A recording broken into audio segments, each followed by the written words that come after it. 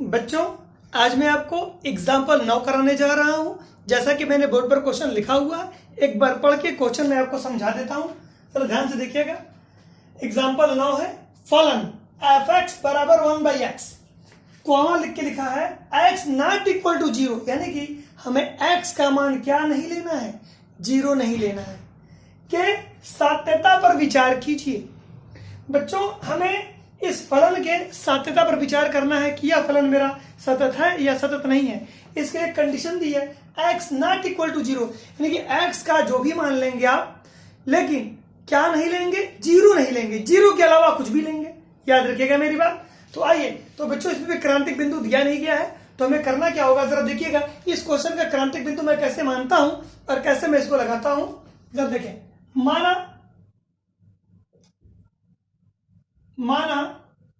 फलन का क्रांतिक बिंदु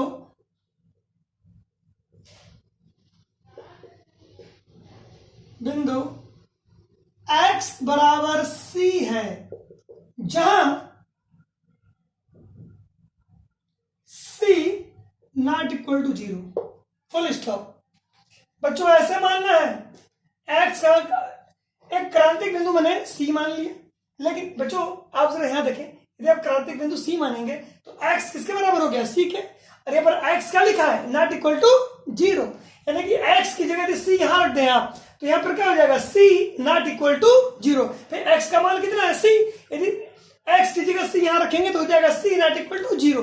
तो यहां लिखना पड़ेगा बच्चों आपको, माना फलन का क्रांतिक बिंदु x बराबर c है, जहां c, जो ये c लेंगे क्रांतिक बिंदु, उसका मान क्या नहीं होगा, 0 नहीं होगा। बस बच्चों, इसके बाद ये क्रांतिक बिंदु मानने का तरीका है। अब हम तीन चीज, left hand limit, right hand limit और वैल्यू ऑफ लिमिट निकाल देंगे क्रांतिक बिंदु c पर। मैं लिखूंगा LHL, लेफ्ट हैंड लिमिट कहां निकालना है, x इज इक्वल टू किस पर, c पर। तो लेफ्ट हैंड लिमिट के लिए मैं क्या करता हूं, लेफ्ट हैंड लिमिट के लिए मैं h माइनस करता हूं, h माइनस h, और h टेंड्स टू क्या, 0। ये हुआ बच्चों, ठीक। आइए बच्चों, इसको आप इस तरीके से भी लिख सकते हैं। अभी तक मैंने ये तरीका आपको बताया नहीं है, आप ऐसे भी लिखेंगे तो अभी पूरा कोई दिक्कत नहीं आएगी। आपने ऐसे लिख दिया, आप यहां से कौन सी लिमिट निकाल रहे हैं, आप लेफ्ट हैंड लिमिट निकाल रहे हैं। आप चाहें तो आप इस पूरे लाइन को ऐसे भी लिख सकते हैं, ऐसे एल, आप क्या निकाल रहे हैं, लेफ्ट हैंड लिमिट निकाल रहे हैं, तो आप ऐसे भी लिख सकते हैं LHL बराबर क्या लिखिए, लिमिट h टेंड्स टू 0। आप ऐसे भी लिख सकते हैं। अभी तक मैं क्या करता था, मैं ऐसे नहीं लिखता था, मैं क्या नहीं लिखता था, मैं इस चीज को नहीं लिखता था, मैं ऐसे लिखता था, लिमिट h टेंड्स टू 0, और x का मान c, x का मान यहां पर c माइनस h कहां रख देंगे, यहां रख देंगे। तो मैं अभी मैं ऐसे करता था, लेकिन आप चाहें तो आप इस तरीके से भी लिख सकते हैं, LHL बराबर, आप ऐसे स्टार्ट करें, कोई टेंशन नहीं है। LHL बराबर क्या, लिमिट h टेंड्स टू 0। अब आइए, अब फलन के राइट साइड में जहां जहां x है, जहां जहां x है, x का मान कितना है, c माइनस h, यहां c माइनस h रखते हैं। तो यहां पर हमारे पास क्या हो जाएगा, सर देखिएगा, 1/x की जगह क्या रखेंगे आप, c माइनस h, h का मान रखते हैं आप, तो हमारे पास हो जाएगा LHL बराबर, h का मान रखेंगे तो h यहां पर, यहां से लिमिट गायब हो जाएगा, हो जाएगा 1/c माइनस कितना, 0। देखिए बच्चों, अब ध्यान लगाइएगा, लिखने का यह भी तरीका है। यहां से मेरे पास आ गया लेफ्ट हैंड लिमिट बराबर कितना, 1/c।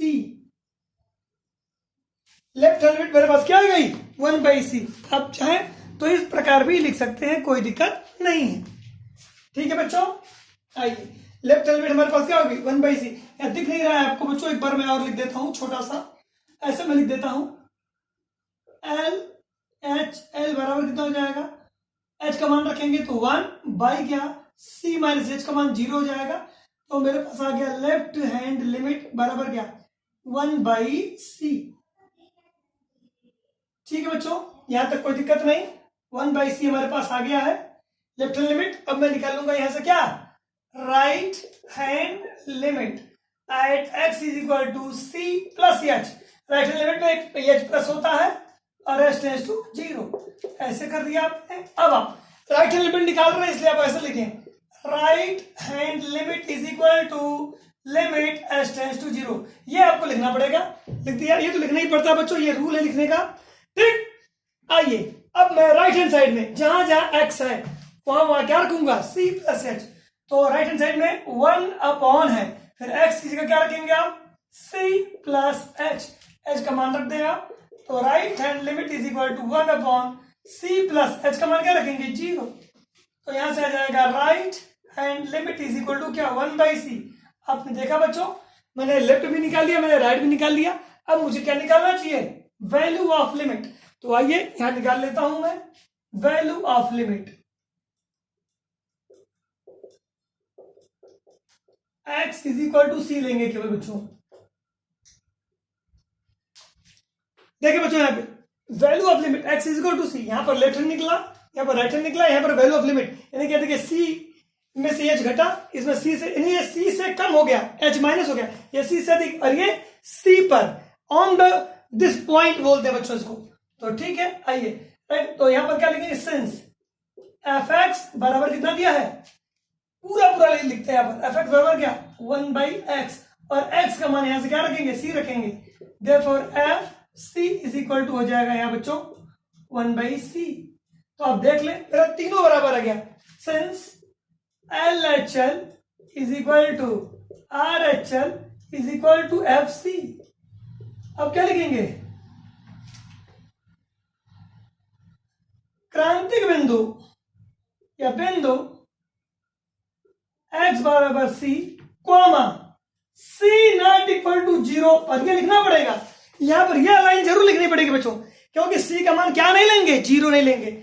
बिंदु x बराबर सी कॉमा, अब चाहे तो क्रांतिक बिंदु भी लिख सकते हैं, कोई दिक्कत नहीं है, अब चाहे तो लिख दें क्रांतिक बिंदु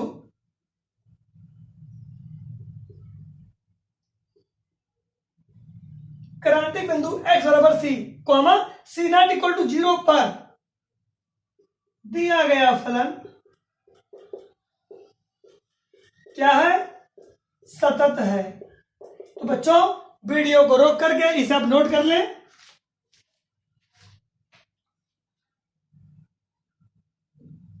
और अब मैं आपको एक इसके बाद वाला एग्जांपल मैं बताने जा रहा हूं आपको, तो मैं देख लेता हूं कौन सा है।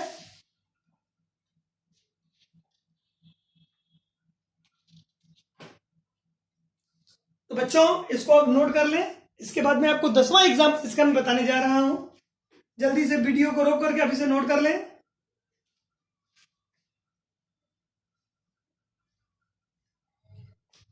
आइए बच्चों अब मैं 10वां क्वेश्चन 10वां एग्जांपल लगाता हूं इसका। 10वां दिया है, निम्न फलन के साध्यता पर विचार कीजिए। चलिए मैं इसको पहले मिटा देता हूं पूरा।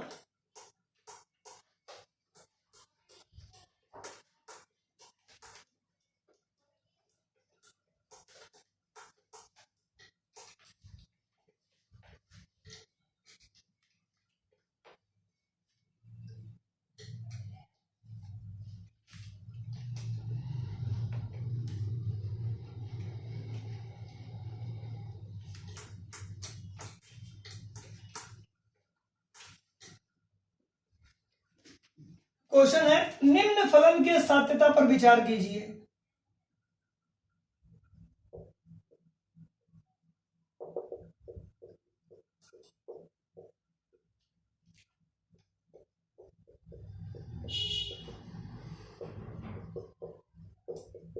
यह क्वेश्चन है बच्चों,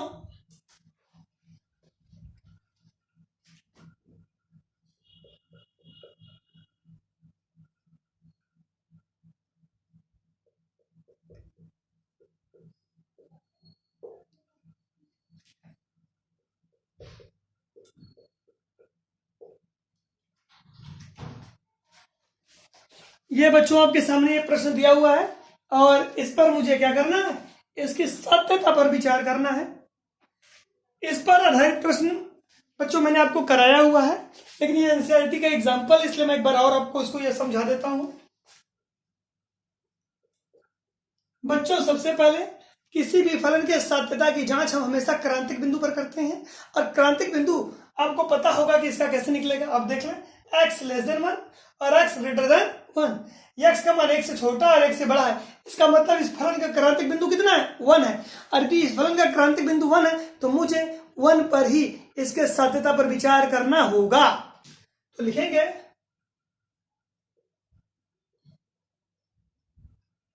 फलन का क्रांतिक बिंदु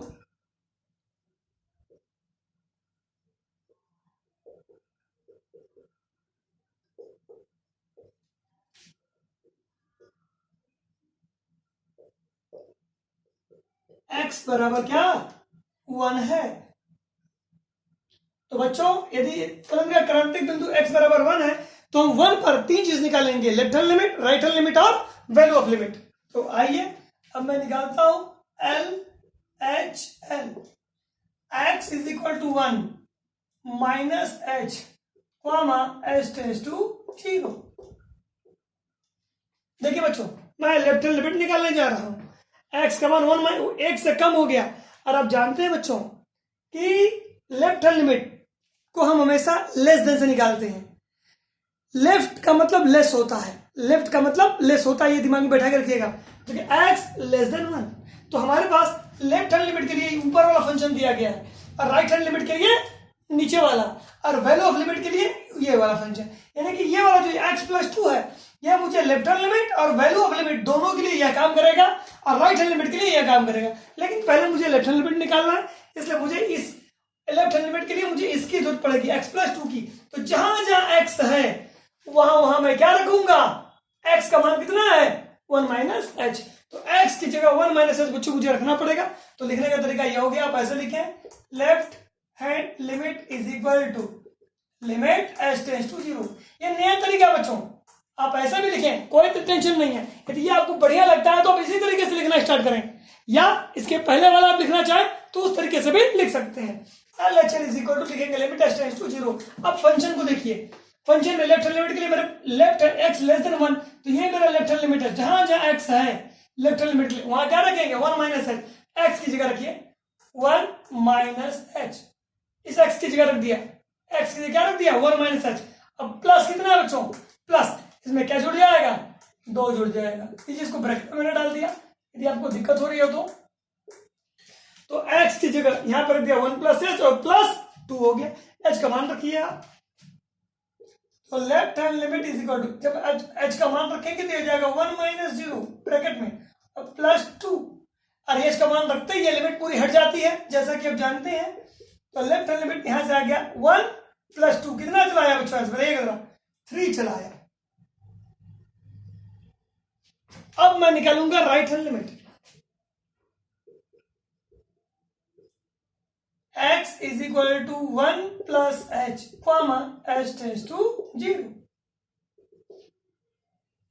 राइट हैंड लिमिट के लिए x ग्रेटर देन 1 ये चाहिए मुझे x, तो यहां पर मैं लिखूंगा right hand limit is equal to limit h tends to 0। इतना तो लिखने के बाद x की जगह मैं रखूंगा 1 प्लस h, तो जाएगा 1 प्लस h ब्रैकेट में और माइनस कितना? 2। h का मान आप 0 रखें तो राइट हैंड लिमिट हमारे पास हो जाएगा 1 प्लस 0 और क्या? माइनस 2। और यहां से आपको दिख रहा होगा राइट हैंड लिमिट का मान आ गया कितना? -1। भाई 1 माइनस 2 कितना आ जाएगा? राइट हैंड लिमिट का मान आ गया -1, जैसा कि शायद आपको वीडियो में दिख भी रहा हो। बिल्कुल ठीक बच्चों, आपने देखा बच्चों, मैंने लेफ्ट निकाला, लेफ्ट हैंड लिमिट का मान यहाँ 3 आया और राइट हैंड लिमिट का मान कितना आया? -1 आया। क्या यह दोनों बराबर है? नहीं बराबर है बच्चों। यदि बच्चों left hand limit right hand limit बराबर नहीं आती, देखिए दोनों बराबर नहीं है, एक का मान 3 आया है और एक का मान -1 आया है, दोनों आपस में बराबर नहीं है। ऐसी स्थिति में मुझे वैल्यू ऑफ लिमिट निकालने की कोई आवश्यकता नहीं है। तो वैल्यू ऑफ लिमिट आप तभी निकाला करें जब लेफ्ट और राइट दोनों आपस में बराबर आ जाए। ठीक, याद रखिएगा मेरी इस बात को। आप यहां सीधा लिखिएगा, since left hand limit not equal to right hand limit, यानी कि लेफ्ट हैंड लिमिट और राइट हैंड लिमिट आपस में बराबर नहीं है। देयरफॉर x बराबर 1 पर फलन सतत नहीं है। तो बच्चों सतत के बाद नहीं लिख देंगे, नहीं है, क्योंकि बराबर आ जाता तब हम वैल्यू ऑफ लिमिट निकालते, और जब तीनों बराबर होता तब सतत होता। तो बच्चों मैं उम्मीद करता हूं कि यह भी एग्जाम्पल आपको अच्छे से समझ में गया होगा। तो वीडियो को रोक करके आप इसे नोट कर लें जल्दी से।